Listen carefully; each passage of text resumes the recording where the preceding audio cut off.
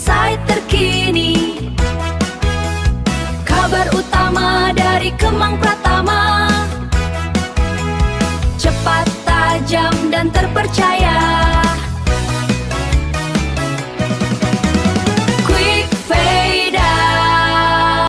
Kemudian kami juga bicara ada kemungkinan untuk melakukan citizen lawsuit, gugatan warga negara terhadap KPU, Komisi Pemilihan Umum, dan turut tergugatnya mungkin mantan Presiden Jokowi atau Presiden pada waktu itu, karena sudah lalai tidak mengerjakan tugasnya dalam melakukan verifikasi faktual terhadap dokumen yang diserahkan pada waktu itu ijazah, ya. Karena di belakang hari kemudian memang terbukti tidak ada yang namanya verifikasi faktual, sehingga masih menjadi polemik. Berikutnya kami juga akan menyampaikan soal kemungkinan melakukan gugatan perbuatan melawan hukum terhadap mantan Presiden Jokowi, karena setelah putusan dari Komisi Informasi Pusat, yang namanya ijazah itu adalah dokumen publik. Sebelumnya dokumen publik, tapi diperkuat lagi dengan putusan Komisi Informasi Pusat, dan ada kewajiban dia untuk melakukan disclosure yang sampai hari ini tidak pernah dia lakukan, bahkan ketika ada kesempatan di citizen lawsuit Pengadilan Negeri Surakarta. Berikutnya kami juga berencana mengajukan kembali permohonan ke Mahkamah Konstitusi, karena kami protes. Masa Mas Roy, Dr. Tifa tidak diterima legal standingnya mengajukan pasal-pasal yang menersangkakan mereka. Bagi kami itu ridiculous, lucu, ya. Karena itu kami akan ajukan kembali dengan sebuah format yang lebih meyakinkan mengenai kerugian konstitusionalnya. Karena ingat, itu bukan ditolak tapi dinyatakan tidak dapat diterima.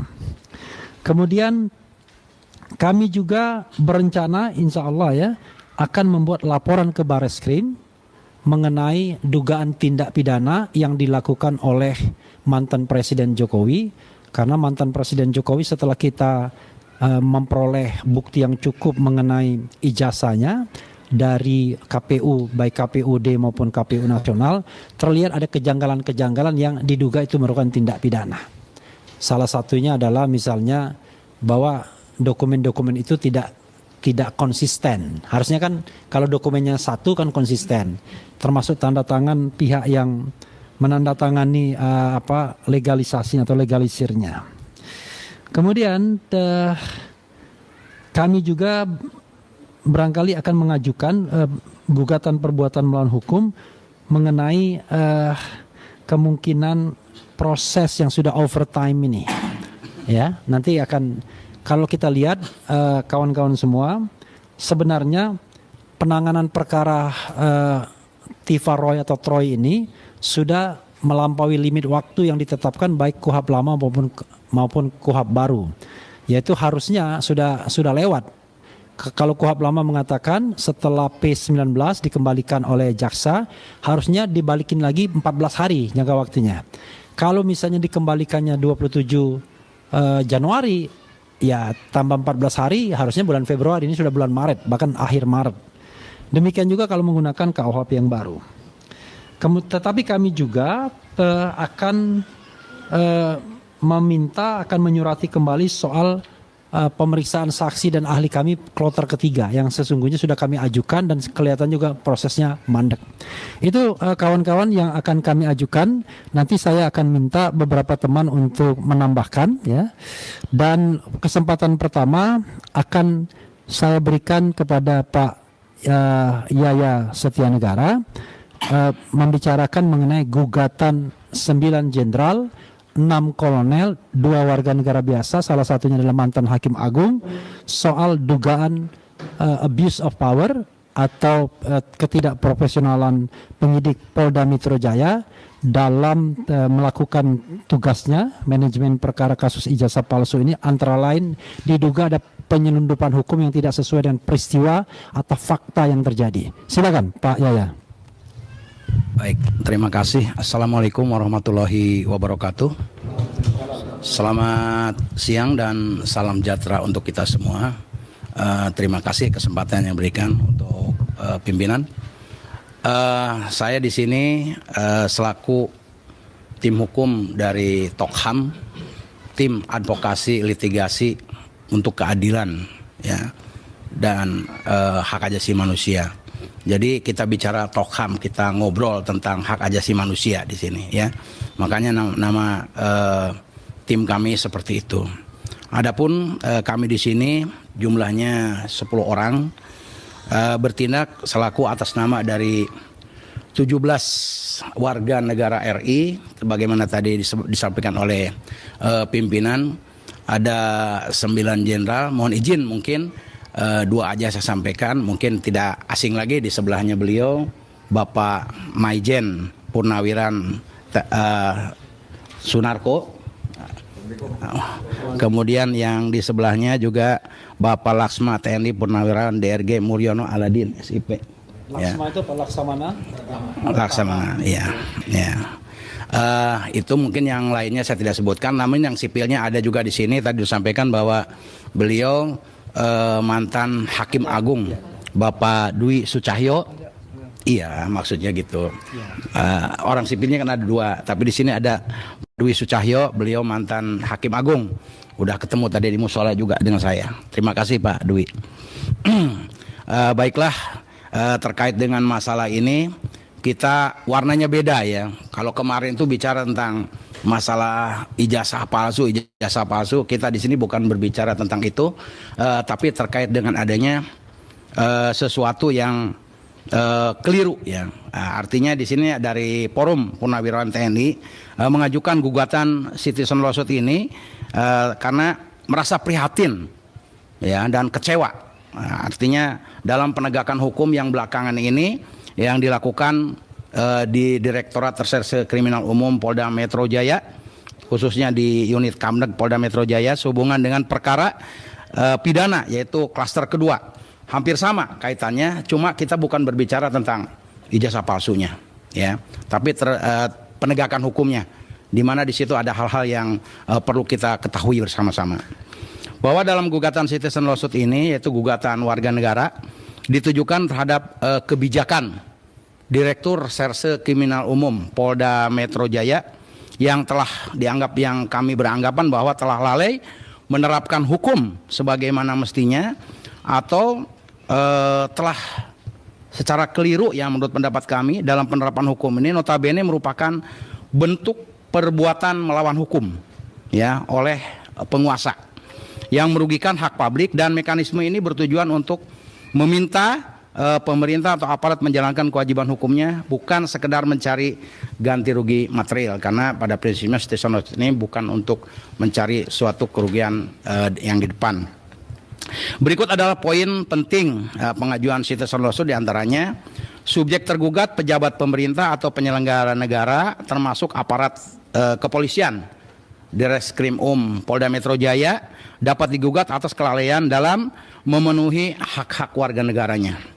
Kemudian dasar gugatan, yaitu gugatan diajukan ke pengadilan negeri atas dasar perbuatan melawan hukum yang bersifat abstrak atau kelalaian dalam penegakan hukum.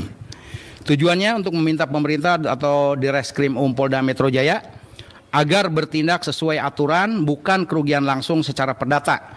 Oleh karena tindakan yang dilakukannya merugikan hak warga negara, dengan contoh kasus perkara pidana dengan tersangka Roy Suryo dan kawan-kawan sebagai pihak-pihak terkait. Dan di sini juga nanti yang selaku korban ya, karena ini adalah merupakan salah satu gugatan atas kebijakan penerapan penegakan hukum yang keliru, korbannya justru bukan kepada Roy Suryo atau bukan kepada siapa, tapi korbannya adalah kepada 4 orang yang melapor, karena dia melaporkan kemudian ada penerapan hukum yang keliru. Ya, diantaranya 4 korban, yaitu mungkin saya kedepankan nanti akan dibahas secara rinci. Diantaranya Bapak Joko Widodo, kemudian Lecumanan, Andi Kurniawan, dan Samuel Second. Ya, itu akan menjadikan korban kaitan dengan citizen lawsuit ini. Bahwa gugatan citizen lawsuit bukan untuk membuktikan adanya kerugian langsung yang dialami oleh penggugat secara individu, namun oleh karena tindakan dari aparat penegak hukum yang merugikan hak konstitusi dari warga negara yang ada. Bahwa tim hukum Tokham telah mengirimkan memang persyaratan kita untuk mengajukan, karena citizen lawsuit ini adalah perdata ya, perdata. Jadi salah satu syaratnya harus ada somasi 2 kali. Dan kami telah mengirimkan somasi 2 kali ya. Somasi pertama yaitu tertanggal 20 Agustus 2025 perihal ya atas terjadinya abuse of power, kekeliruan penerapan hukum dan atau terjadinya penyelundupan hukum dalam tahap penyidikan dengan sprindik nomor SP S1.1.3147 Romawi 7 2025 Direktorat Polda Metro Jaya tanggal 14 Juli 2025. Ya. Ini tanggal 14 Juli 2025. Kemudian kami susul lagi dengan surat somasi kedua tanggal 10 November 2025 dengan hal yang sama juga, namun tidak ada balasannya. Ini sudah terpenuhi syarat kita untuk melaksanakan somasi 2 kali, akhirnya kita melaksanakan gugatan citizen lawsuit. Sehingga sebelum mendaftarkan gugatan ke pengadilan, kami telah memenuhi syarat formil tadi ya, yang menyampaikan somasi kepada Direskrim Polda Metro Jaya dalam rangka memberikan kesempatan bagi Direskrim Polda Metro Jaya untuk memperbaiki kelalaiannya ya sebanyak 2 kali tadi. Namun ternyata sama sekali tidak ada perubahan hingga saat ini ya.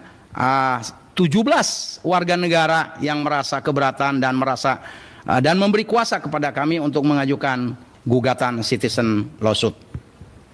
Gugatan direncanakan dan sudah dijadwalkan yaitu pada hari Rabu tanggal 25 Maret 2026 yang lalu dengan nomor register nomor 329 Perdata 2026 PN Jakarta Selatan. Dan sidang perdana nanti akan dibuka pada hari Senin tanggal 6 April 2026. Kenapa jauh sekali? Karena kebetulan Pengadilan Negeri Jakarta Selatan ini mengalami pindah kantor ya, dari kantor yang lama di Ampera pindah ke Gedung Kuning ya. Gedung Kuning udah tahu ya, samping dekat Pengadilan Agama ya.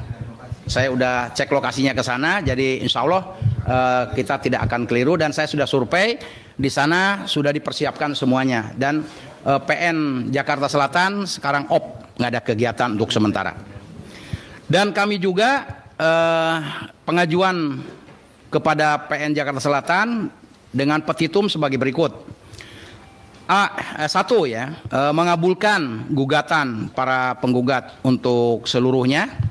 Kemudian menyatakan bahwa perbuatan tergugat dalam perbuatan melawan hukum, yakni tergugat telah lalai atau setidak-tidaknya melakukan pembiaran omission ketika menerapkan kebijakan manajemen penyidikan berupa tindakan meregistrasi pasal-pasal pemidanaan yang tidak sesuai dengan peristiwa atau perbuatan yang dilaporkan oleh pelapor, yaitu pasal 27A Undang-Undang Nomor 1 tahun 2024 sebagaimana telah dirubah dari Undang-Undang Nomor 19 tahun 2016 sebagaimana telah dirubah dari Undang-Undang Nomor 11 tahun 2008 tentang ITE. Kemudian pasal 32 ayat 1 Undang-Undang Nomor 1 tahun 2024 sebagaimana telah dirubah dari Undang-Undang Nomor 19 tahun 2016 sebagaimana telah dirubah dari Undang-Undang 11 tahun 2008 tentang ITE. Pasal 35 Undang-Undang Nomor 11 tahun 2008 tentang ITE.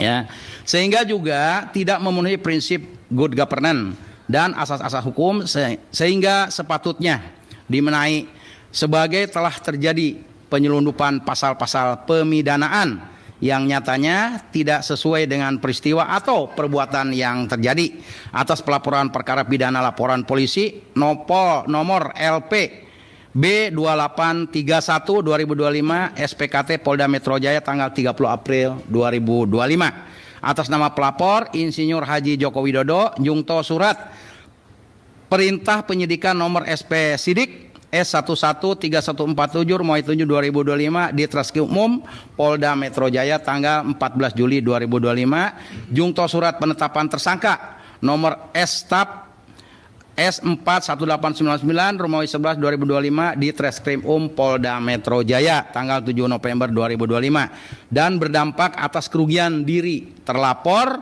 KRMT, Roy Suryo, Noto Projo, Dibiarkan. dan beberapa Kalau orang ada lainnya. Kemudian ada Al-Katiri, B. kemudian Meregistrasi. ada saya, Wirawan Adnan, ada siapa lagi? Nah, kemudian dari Tolham ada Pak Yaya, Pak Yasena, ada Pak Simbolon, kemudian ada Bu siapa tadi? Bu Erdiana. Nah, itu jadi dua kelompok kuasa hukum atau penasihat hukum, dan yang disampaikan oleh Pak Yaya tadi adalah bukan rencana tetapi gugatan citizen lawsuit yang sudah dimasukkan ke Pengadilan Negeri Jakarta Selatan, dan yang digugat itu adalah kurang lebih Polda Metro Jaya, gitu ya.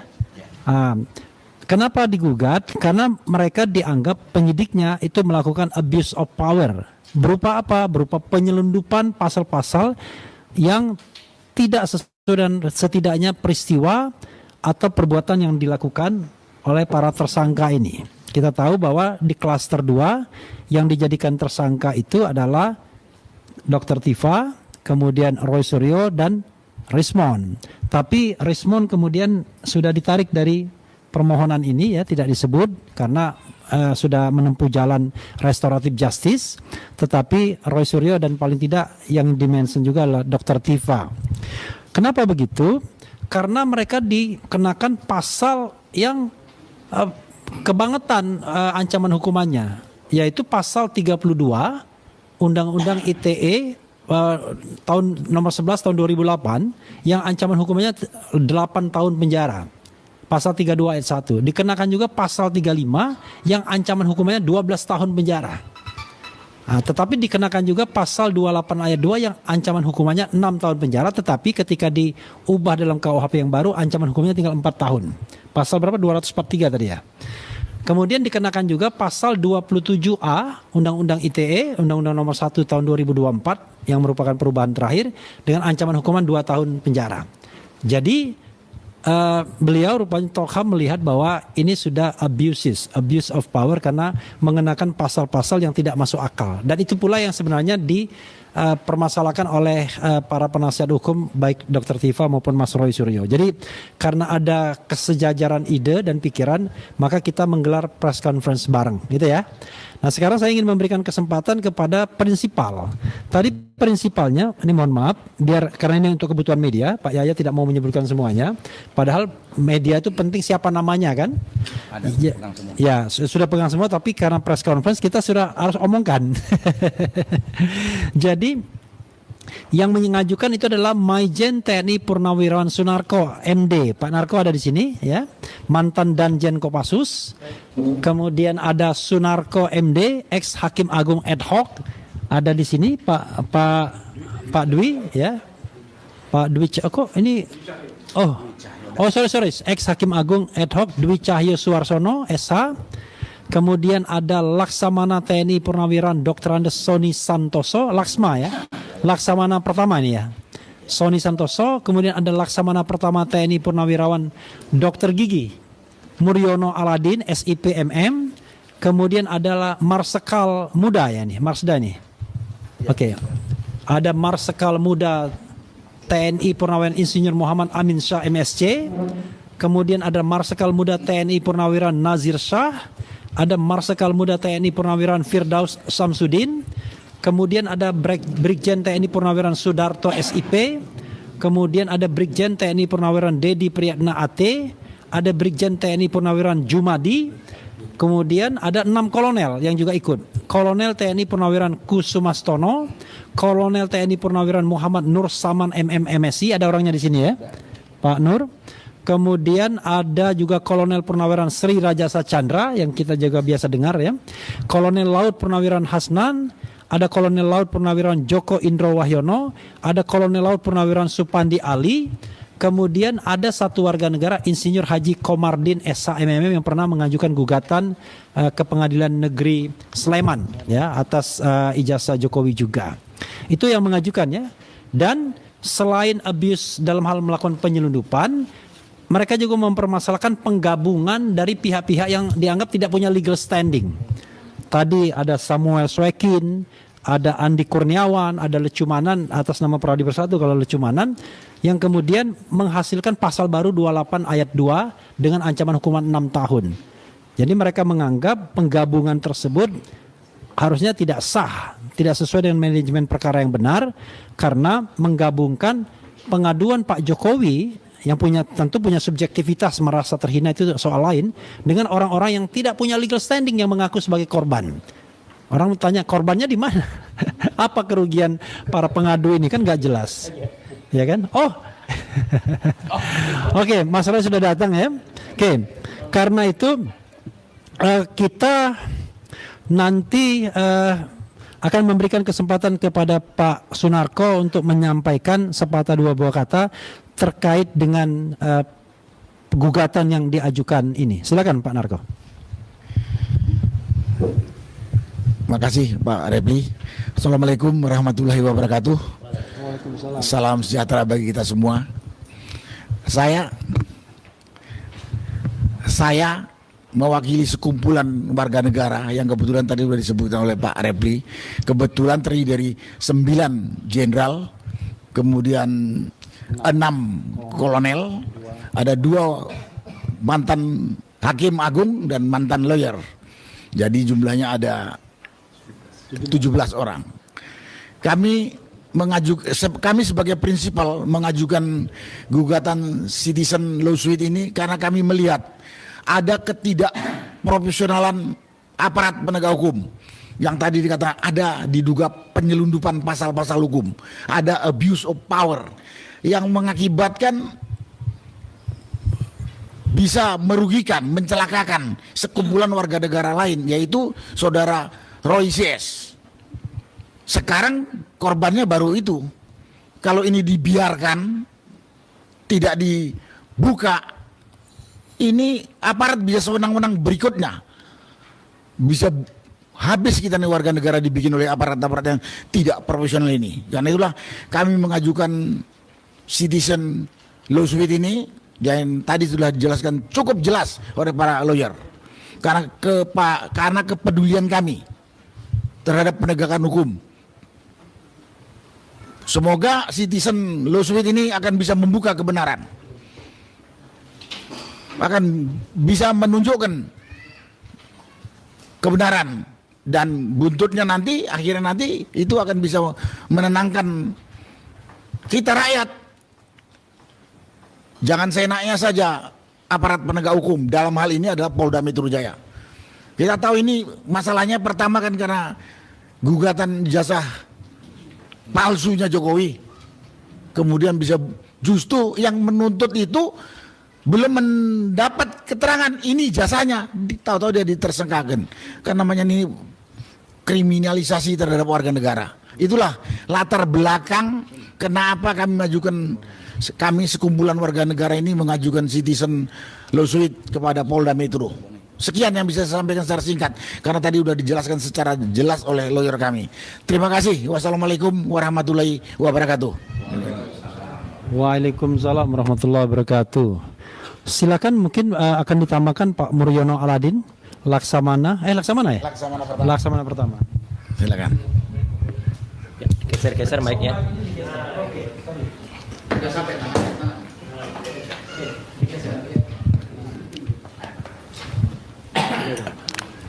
Baik, terima kasih. Assalamualaikum warahmatullahi wabarakatuh.